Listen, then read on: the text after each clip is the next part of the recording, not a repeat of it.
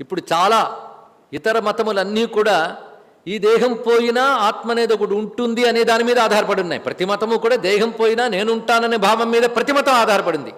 చాలా జాగ్రత్తగా ఆలోచించవలసిన, వివేచన చేయవలసిన విషయం అండి. ప్రతి మతం కూడా శరీరం పోయినా నేను ఉంటాననేటటువంటి సత్యం మీద ఆధారపడింది. అవునా లేదా? ఇక్కడ దాని భగవద్గీత దాకా ఎందుకు, ఏ మతమైనా ఆ మాటను అంగీకరిస్తుంది. అవునా లేదా? అందుకే శరీరంతో నువ్వు పుణ్యం చేస్తే స్వర్గానికి పోతావు, పాపం చేస్తే నరకానికి పోతావు. ఇక్కడితో అన్ని సిద్ధాంతాలు ఆగిపోతాయి.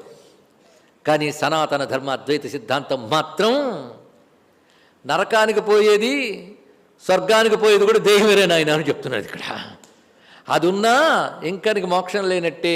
అవి కూడా ఆత్మ కాదు, అది తెలుసుకో. సూక్ష్మదేహ కారణ దేహములు కూడా ఆత్మ కాదు. అక్కడ ప్రవేశిస్తుందండి మన సంస్కృతి, మన సనాతన ధర్మం, మన భగవద్గీత, మన కృష్ణవాణి అక్కడ ప్రవేశిస్తుంది.